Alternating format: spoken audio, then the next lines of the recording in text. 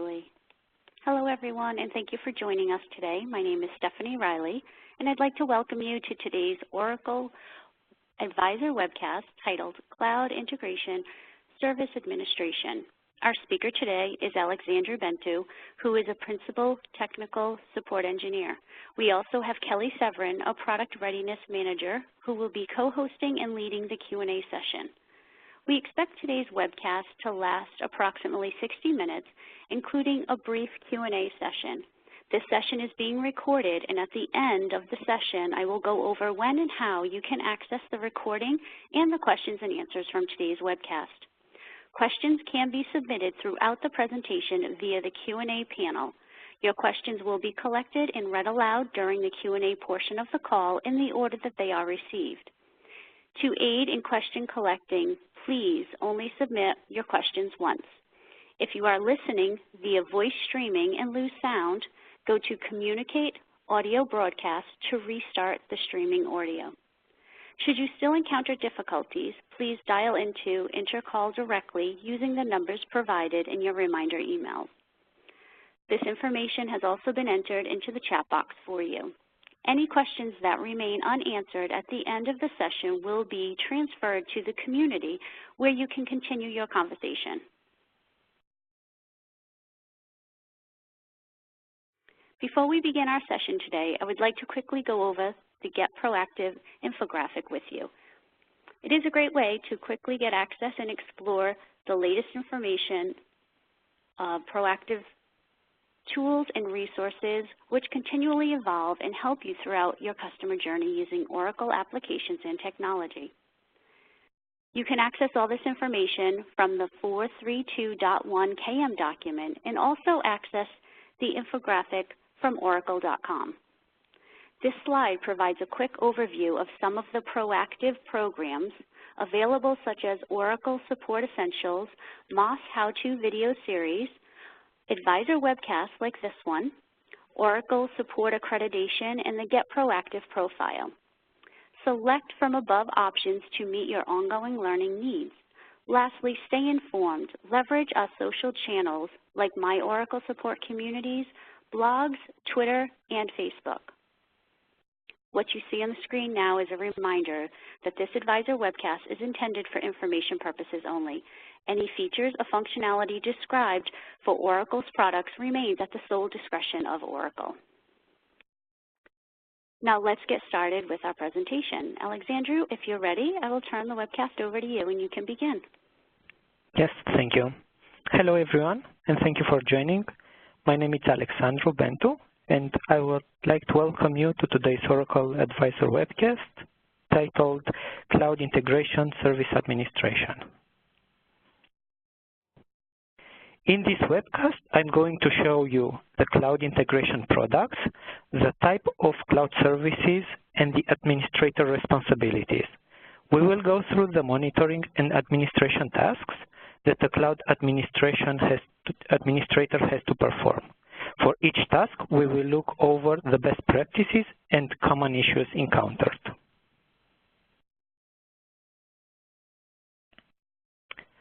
First, we will go over the integration cloud services that are available, the cloud service types, and the cloud administrator responsibilities. Secondly, we will talk about provisioning, instance creation, and the differences between these two operations. After that, we will look into the type of outages in cloud and the notifications. We will talk about the main administrator tasks like backup and restore, scaling, patching, and purging. At the end, we will review some administration and monitoring recommendations and discuss about limitations.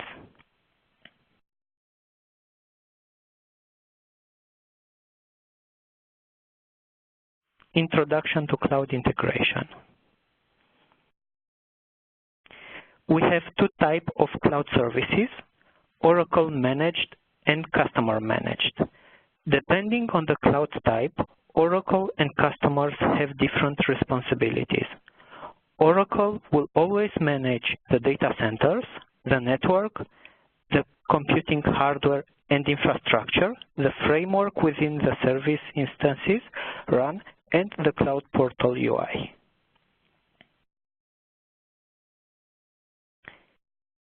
If we are dealing with a customer-managed cloud service, only customers have access to the instances and its environment. Oracle cannot connect to the VM to get any information, including logs, configuration files, and any other domain information. Collecting all this data is the customer's responsibility. In addition to that, the customer is responsible with patching, backup, and recovery, as well as managing the network access control, securing the virtual machines, and managing the operation system and the database. Most of the administration tasks are also exposed through REST API, so these operations can be automated if required. All these tasks will be performed by Oracle only if the environment is Oracle managed.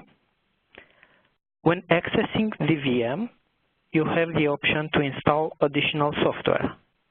We have to take into account that restarting the cloud instance from the Cloud Portal UI will not start the custom application that you installed. You have to manually configure it in the VM in order to start them during the operation system startup. A common application that is installed on a DBCS Cloud VM is the connectivity agent. For Integration Cloud product, the agent is required in order to connect to the database using the database adapter. Without the agent, the connectivity will not work. Other applications that could be useful and can be installed are anti-malware and antivirus programs that can help in securing the virtual machine. When installing additional software, you have to take into account that it will consume resources that are dedicated for the cloud application. This could impact the performance of your service. You need to be careful when doing that.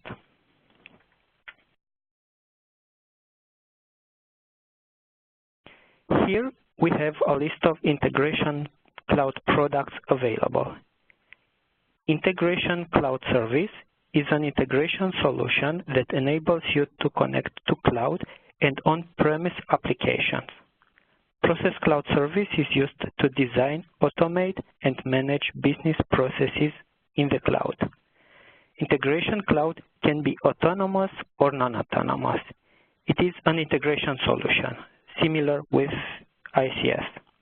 When selecting Standard Edition for a new instance, it will contain the functionality from ICS. The Enterprise Edition will include the functionality from both ICS and PCS. SWASUITE Cloud Service is used to build, deploy, and manage integrations using service-oriented architecture. Managed File Transfer Cloud Service is used to design, deploy, and monitor file transfers. Oracle API Platform Cloud Service is used to create, manage, secure, monetize, and advertise APIs for connecting to existing services. Oracle API Cloud Service provides the framework and tools for developing application program interfaces.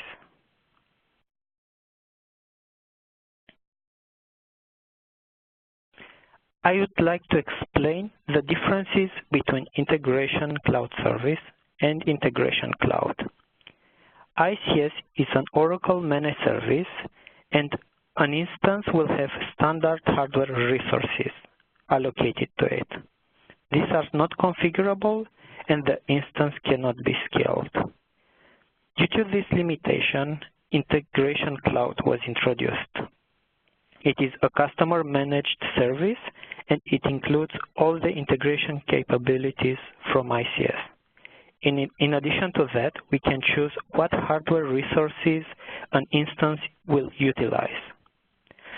Autonomous Integration Cloud, it's available since May 2018. It is the same product as Integration Cloud, but it is Oracle managed. Even if this is an Oracle managed service, the patching and backup has to be performed by the administrator, by the customer, and not by Oracle.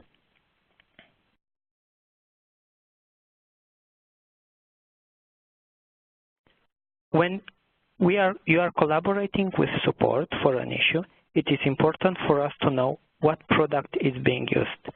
Depending on that, we know where to collect details regarding the issue and what to troubleshoot. Integration Cloud Service and Integration Cloud have similar names, and this can create confusion. Even in this case, they are different products and they are managed differently. Starting with May this year, Autonomous Integration Cloud is available. The product is the same as OIC, but it is Oracle managed. It is important for us to know if we are dealing with Integration Cloud customer managed or Oracle managed. MFTCS instance is created under the SOA Service Cloud Console. Even in this case, a service request has to be logged under the MFTCS product. Using MFT can require additional steps in order to fix an issue than using SOA, so this is important to us.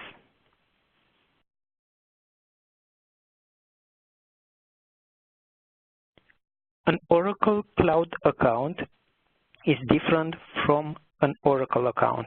The Oracle account can be used for My Oracle support, to look into the knowledge base, or download patches.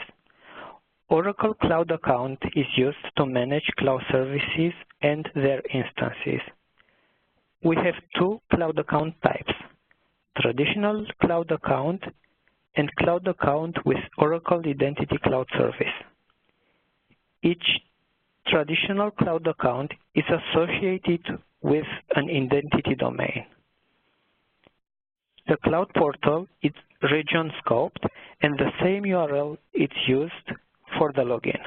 For a cloud account with Identity Cloud Service, there is no concept of identity domain. The portal URL is global, and a unique login URL is used, and it is created based on the cloud account GUID.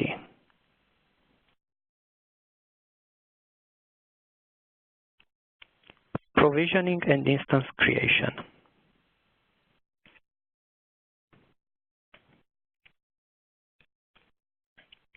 Provisioning and instance creation are two different operations. Each of the two operations is handled by a different system. In short, the provisioning is the process that makes a service available for a cloud account. After a cloud service is provisioned, that particular service will be available in the dashboard. Each service has its own Cloud Console UI, where you can create new instances and manage the existing one. An instance for a cloud service can be created only after it was successfully provisioned.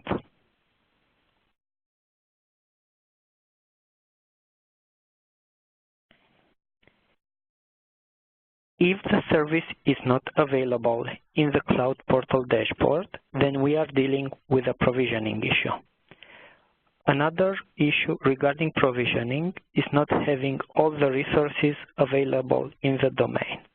For example, an ICS instance is created based on connections purchased, and you should be able to see all of them in the dashboard.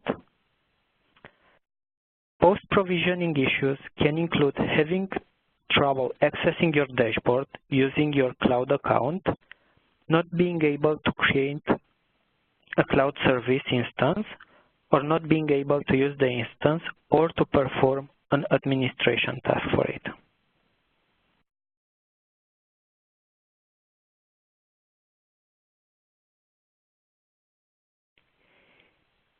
Each instance creation is different depending on the service used. It is recommended to check the documentation before creating this instance to make sure that all the prerequisites are met and that all the steps are followed correctly. The common prerequisites for an instance creation for an integration service are the following: creating an object storage container that will be used for the backup operation. When the instance is created, it will use a database cloud service for the repository. The instance creation process requires a running DBCS instance. Without it, you cannot start the instance creation operation. Another requirement is to create an SSH key. For a customer-managed service, the access to the instance nodes can be done using this key. When creating an instance, Oracle Cloud Stack can be used to help perform this operation.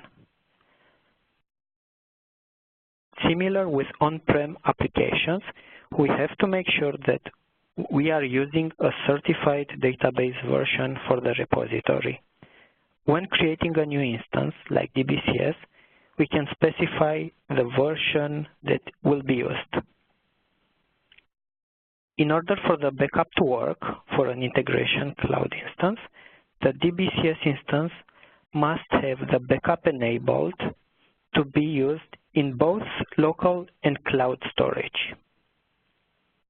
After the instance is created, we have to take into account that the password for the database will expire after some time. If this happens, then the domain will stop working.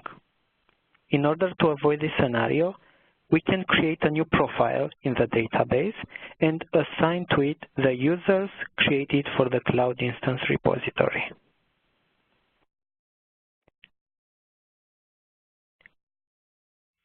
Between ICS, OIC, and autonomous OIC, at this moment, the only instance that can be created is for autonomous integration cloud.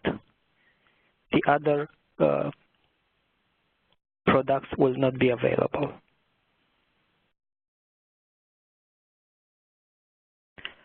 Oracle Cloud Stack Manager can be used to automate the instance creation process. You can create multiple instances at the same time with configurable dependencies between them. For example, you can create both the DBCS instance and OIC instance in one single operation using the Cloud Stack. An advantage is that all the instances are treated as a single unit, so they can be started and stopped together. Even when using Cloud Stack, we still need to manage each instance individually. We have to handle the backup, patching, monitoring, purging separately.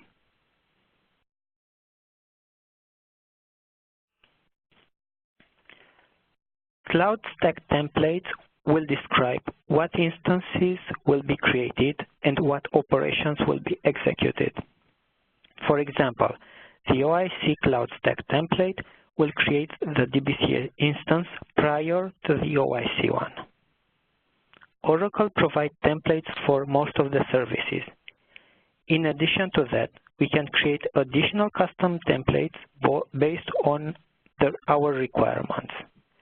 Templates are text files that use a standard AINT markup language syntax, and they can be exported and imported between different cloud domains. For each template, we can configure the following elements. With resources, we can specify for which cloud service we create the instances and what are the dependencies between them. When using an OIC template, it will create both OIC and DBCS instances. The DBCS one will be created first. Template parameters define the inputs that users will provide. When using the template, we can provide the service name, service username, or, for example, the database password. The attributes are the values collected for the parameters at runtime. With conditions, you can change a template behavior. If you want to use the same stack for both production and development instances, you might not want to have the same resources allocated to them.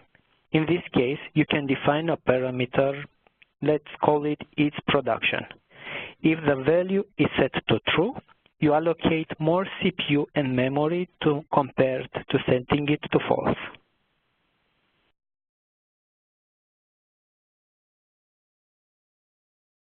This is the default template used for creating an integration cloud instance. The arrows specify the dependencies between OIC, DBCS, and storage container. We can see all the template elements on the left side, and we can configure them.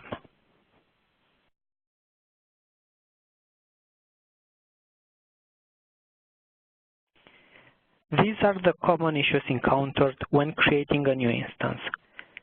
We should not use the same DBCS instance for multiple cloud integration services. If we have two SOA instances, for example, using the same DBCS will generate issues if you are going to perform backup or restore operations. Performing a restore operation with an instance will affect the second one as well, and can get the repository in an inconsistent state. As we already covered, one of the requirements before creating a cloud instance is to have a DBCS one. Let's take SOA-CS as an example. If the DBCS instance is created successfully and the SOA-CS1 fails, the operation will leave some information in the database, like the schemas, tables, the records inside those tables. If we attempt to recreate the SOA-CS instance using the same database, we will have exceptions. The best approach is to recreate the DBCS instance in order to have a clean database before trying to recreate the SOA instance again. An instance can remain stuck in initializing state due to an outage or incident. If there is a connectivity issue, the operation could time out before it will be able to complete. You can cancel the instance creation task, wait for some time, and retry.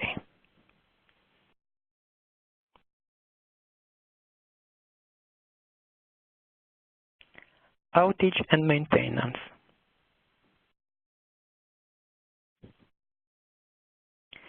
We have two types of outages, planned and unplanned.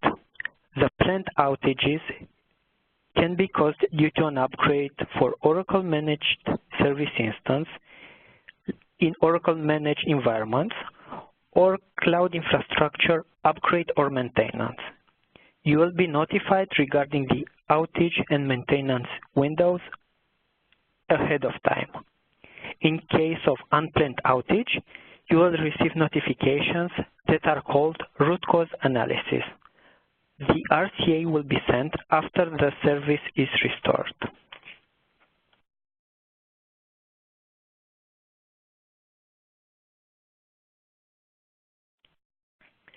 The notifications can be configured from the Cloud Portal UI. You can choose what notifications to receive, including planned and unplanned outages. We have an option to receive the notifications by email as well.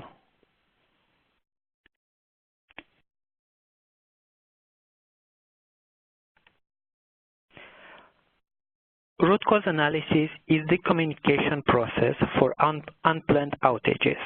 RCAs are handled by Cloud Operation Team, and you will receive them in the Cloud Portal. RCA are created for specific type of unplanned events. The preliminary RCA is created within 24 hours after the event was closed. It contains relevant and useful information about the outage. The detailed RCA is provided within 10 days after the event is closed. It contains detailed information, including the root cause for the outage.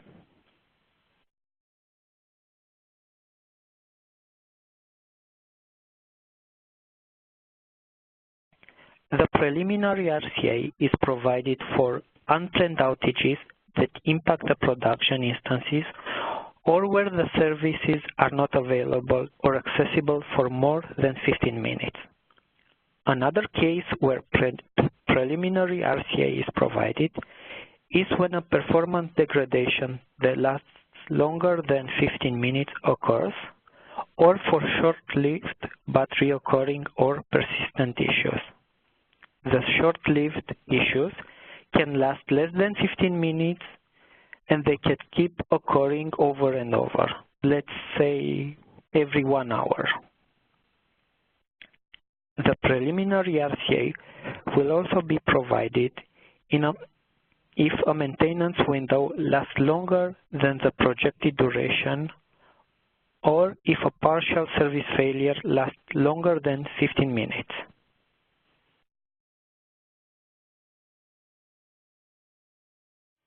This is how the preliminary RCA looks like. It describes the outage and the summary, the services that are being impacted, the event start time, and when it was resolved.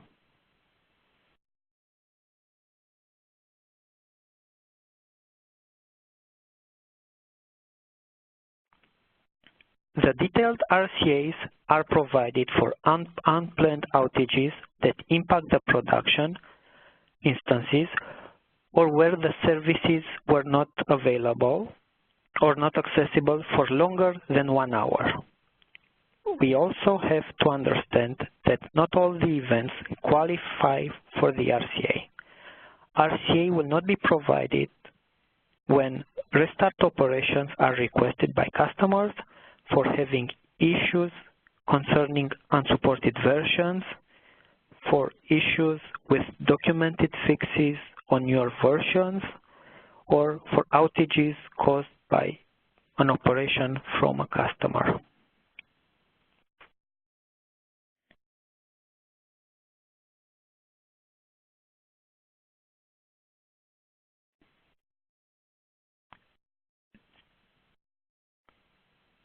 In addition to the preliminary RCA information, the detailed RCA contains the root cause and the actions that were taken to fix the outage. If the event can be broken down into multiple small and sequential events, the event timeline will list them.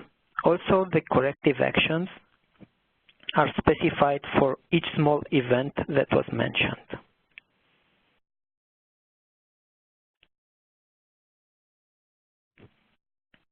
Backup and restore.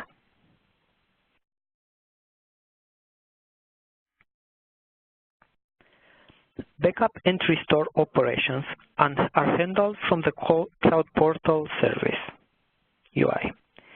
We have two types of backups, the full backup and incremental backups. The full backup will save all the runtime artifacts, and the incremental one only saves the changes since the last full backup. The backups can be scheduled and they can be configured to create both backup types. We can have, for example, a full backup that it's made during the weekend and incremental ones during the weekdays. We also have an option to include or exclude the database backup from this operation. This option is called coordinated backup. The default backup retention time for the cloud backup is 30 days, and for the local backup, it's 7 days.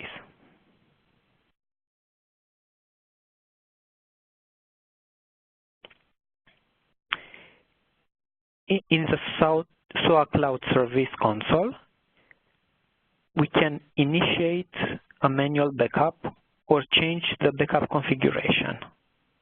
And this is how it looks like.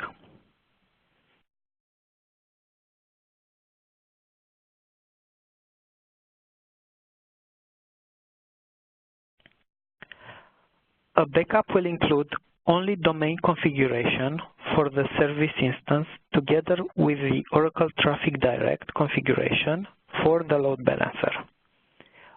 A backup will not contain the Fusion middleware binaries or the JDK software. If a database backup is also performed, it will store the Fusion middleware component schemas and the application data. If we initiate a backup, at the beginning all the runtime artifacts are copied and archived locally. The local backup is stored only on the machine where the admin server is running. Next, the archive is copied on cloud into the object storage container. In the end, the database backup operation is being triggered. Only when the database backup completes, the cloud instance backup operation will finish.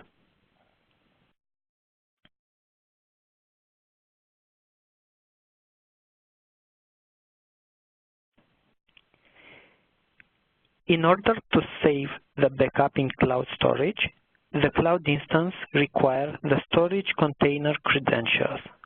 If they are changed, the backup operation will still use the old credentials. We have to make sure that we also update the storage credentials from the instance to reflect the changes. Object storage container can be used by multiple instances for the backup, so this change has to be made for all of the instances. If there is no space available, either on the local or cloud storage, the backup will fail. We have to check and make sure that you have enough space for the backup operation to complete. We can add additional space to the storage if we need to.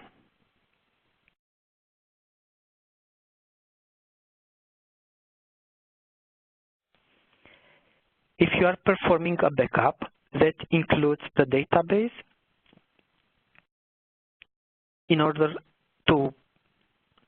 if you are performing a backup that includes the database, in order for the operation to complete, both the application and database backups need to complete successfully. If there is an issue with a DBCS backup, the entire backup operation will fail. You can perform a backup and exclude the database from it. If this is successful, then we have to contact the DBCS support to understand why the database backup is failing. If both backups work individually, but the application backup, including the database, is failing, then we have to contact integration support. In this scenario, we could be dealing with a connectivity or network issue. You can also retry after some time and see if the backup is working eventually.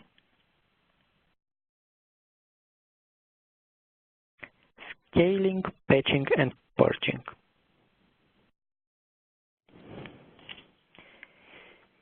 If you are in production, you could get into a scenario in which you need to deploy additional services or increase the number of transactions.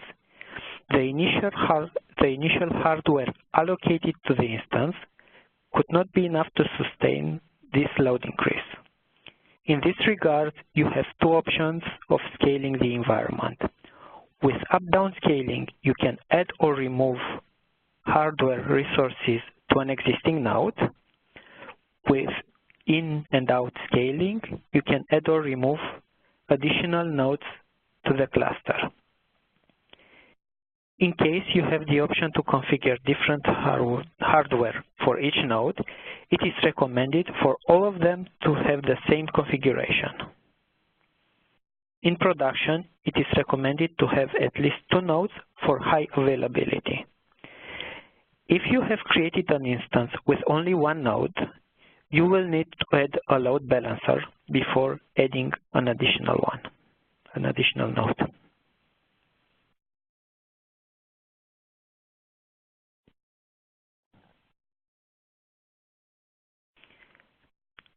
This is a screenshot from the SUA Cloud Service Console, where we can see how we can add an additional node to the instance.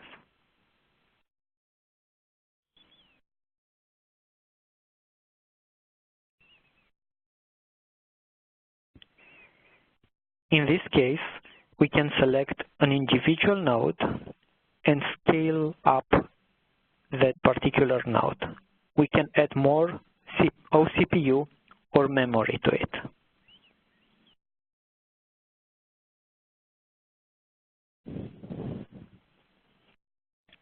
We also have the option to add additional storage to the instance.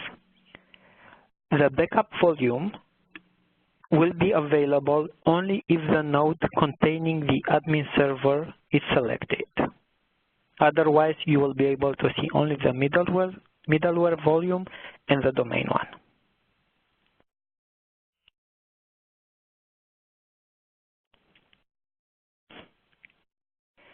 When we create a new instance, it will contain the latest patching level at the time when the create operation was performed.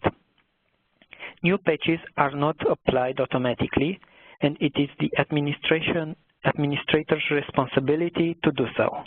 Depending on the cloud service, the patches can be applied in the Cloud Portal UI or on the VM using the opatch command. You have to check the UI and the documentation to find which patching method is available for the cloud service used. ICS and PCS instances are updated by Oracle because they are Oracle managed. A planned maintenance window is provided for this operation.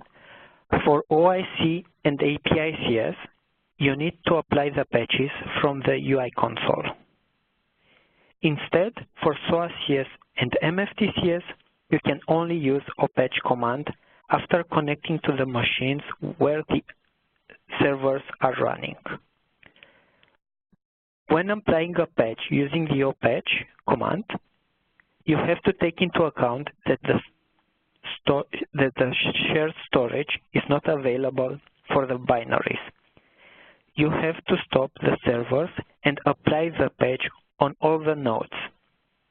If you do not, then the cloud instance will not have the same patching level across all the nodes, and this inconsistency can impact the active transactions.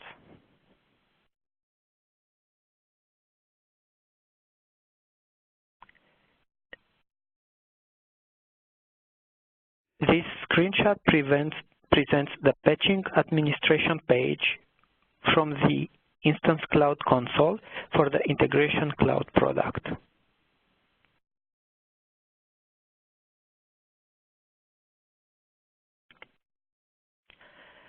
Before going into production, you need to test both manual and automatic purging and make sure that they are working correctly.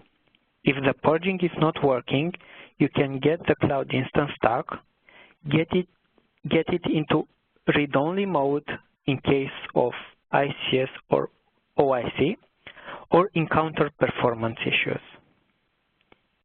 You have to set the appropriate purging strategy by taking into account the database space available, production load, and the retention time. An important part to consider is that the purge script do not reclaim space after the purging finishes, especially for SOACS. The DBA has to execute additional commands in order to release the unused space. Depending on the product, the purge scripts can be executed from different locations, from the EM console or the application console, service instance API, database scripts, or WLST scripts.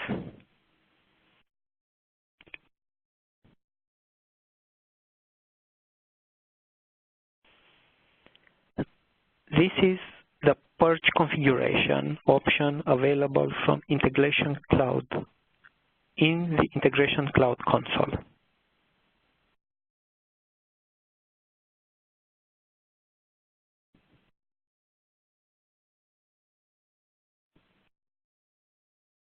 administration and monitoring.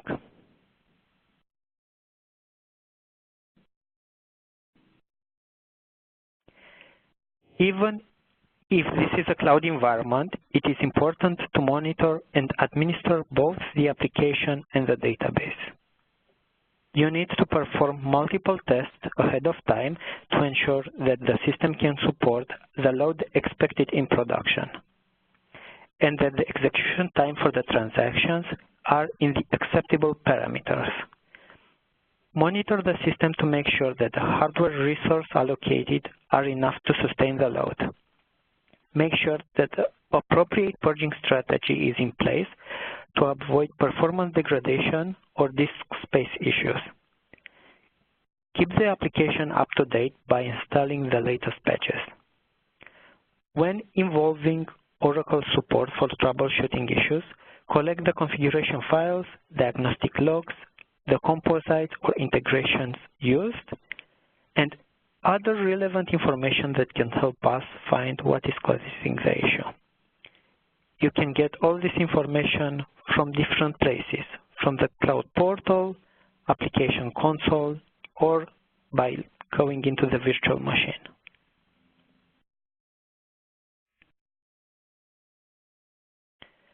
It is important to note that some storage volumes on the VM should not be altered or modified.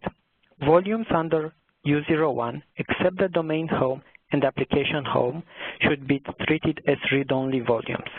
If changes are made to these locations, the administration operations that are performed using the API or the UI will not work anymore. Operations like starting and stopping the instance, backing it up, scaling, and so on. The backup volume is used for the local backup. The files are kept based on the retention period, that is 7 days. Domain and application home contains the domain configuration and the deployed applications. Middleware home contains the product binaries. They are modified only when patches are applied. JCS reserved contain binaries and related metadata required by the management layer. JDK home contains JDK binaries. If you need additional space for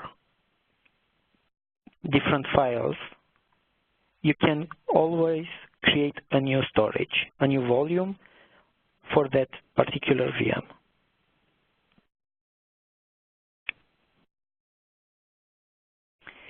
Even if this is a customer-managed environment, there are some changes that are restricted. At the VM level, port 22 is already used by the cloud infrastructure. Any administration operation that are initiated from the Instance Cloud UI are made using port 22. If this port is configured to be used by another application like MFT embedded SFTP server, for example, then the connection to the VM will break. Also, all the administration operations will not work anymore. We also have to be careful when installing other applications on the instance that is used by internal cloud products.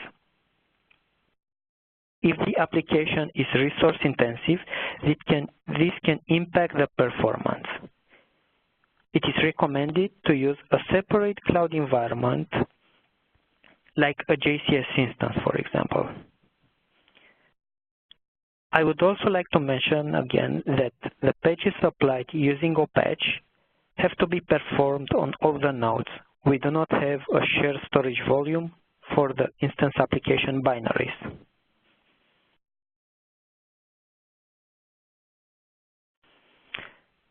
Today we covered differences between Oracle managed and customer managed cloud environments. We have explained the administrator responsibilities and the tasks that can and should be performed.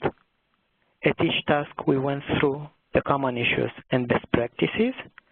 And at the end, we talked about administration suggestions and some limitations.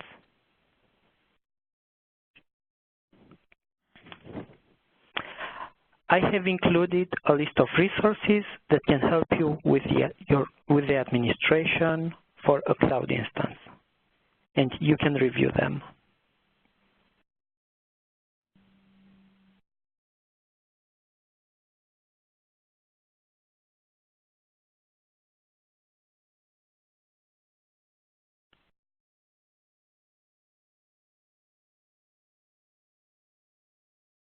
And these are the documentation for each of the products that we talked about at the beginning. Thank you very much.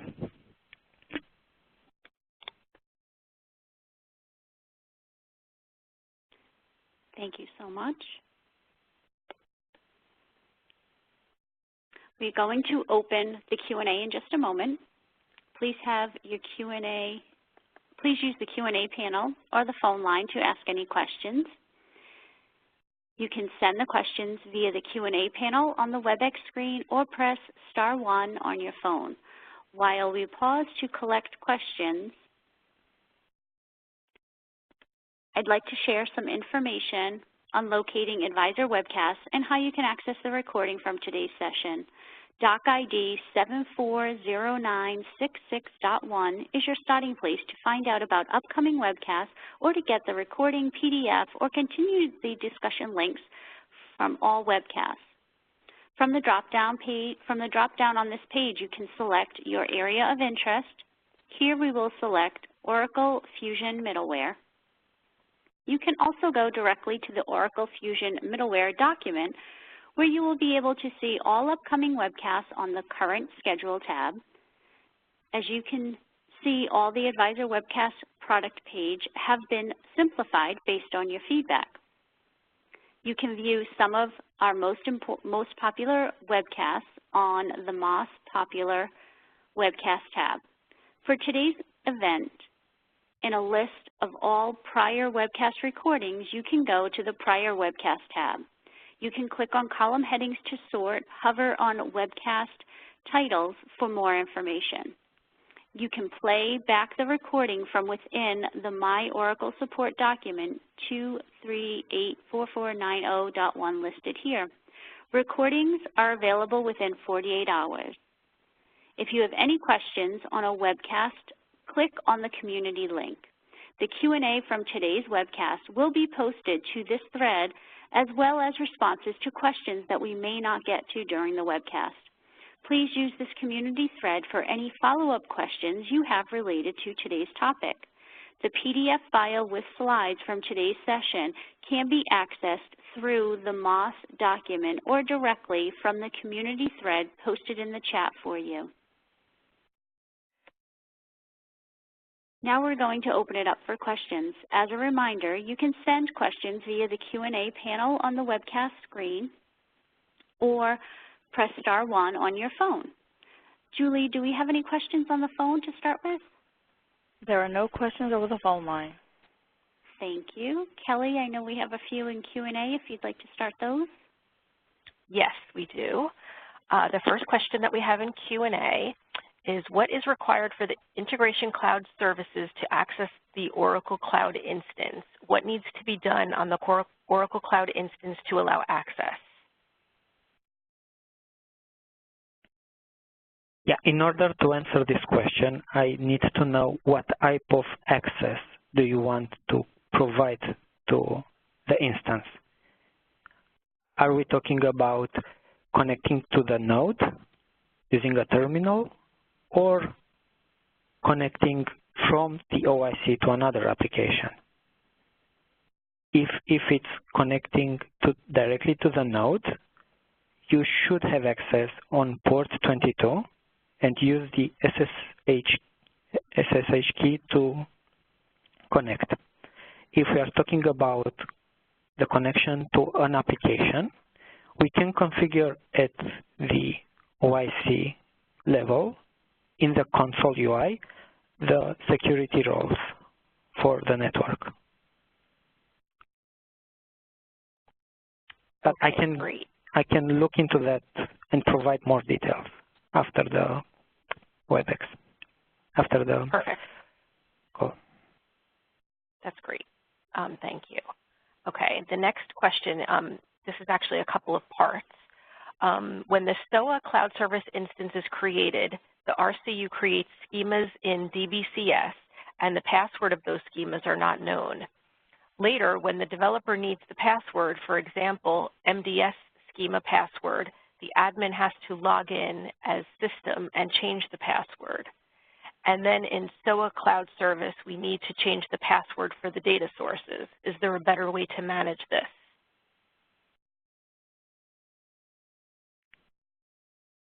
Yes, that it's actually a limitation that we have, that it's caused by also by the DBCS. And when you are creating a new instance for SOACS, that particular instance will create also the RCU, the tables and schemas using the RCU, repository creation utility. And the schema prefix and the password for all the users will not be known. And the only way to connect to those users is to change the password. Currently, there isn't any option, and we are trying to solve that. Also, in the documentation link, in the link section, I've provided you two document IDs that are talking about changing the passwords in order to make sure that this is done correctly.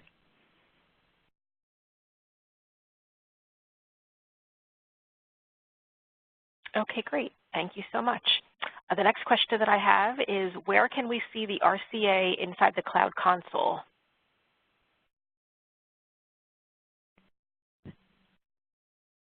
The RCA can be viewed in the notification page, and there are a few tabs. I think in the tab called All, you can actually see all the notifications and filter them. And you can filter only the planned and unplanned outages. But you will see the RCA in the dashboard. Okay, great. Thank you. And the next question that I have is there any documentation on how to set up the shared drive between SOA Cloud Service and MFT Cloud Service?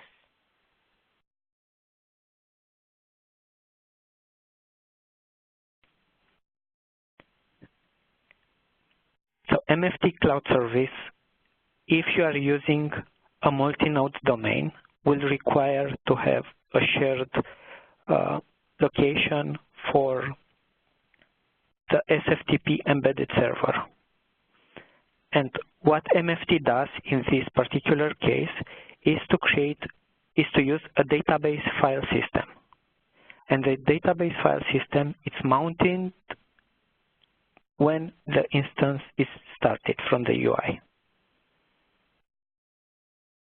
This is how MFT is handling the shared location. But besides that, there isn't an option at this moment. Okay, great.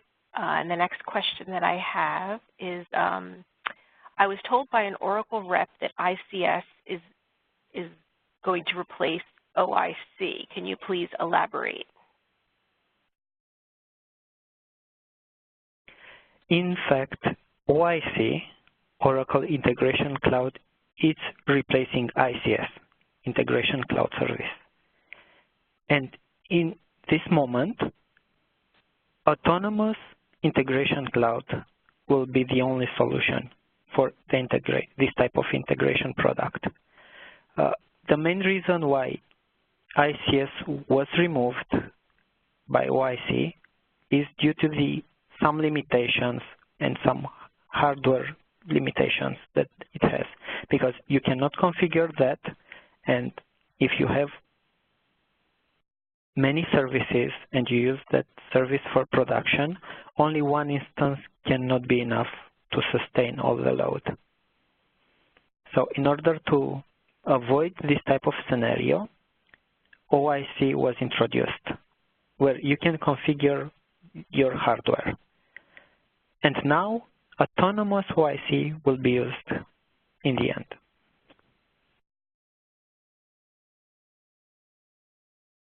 Okay, great. Thank you for answering those questions. That is all the questions that I have in the Q&A right now.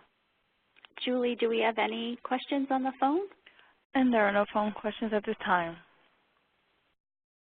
Okay, great. That concludes our Q&A portion for the session. Thank you, Alexandru and Kelly, for a wonderful session. We hope you found the webcast valuable. Please take a moment to share your feedback on this presentation and the webcast program via the survey that will display when you exit today's event.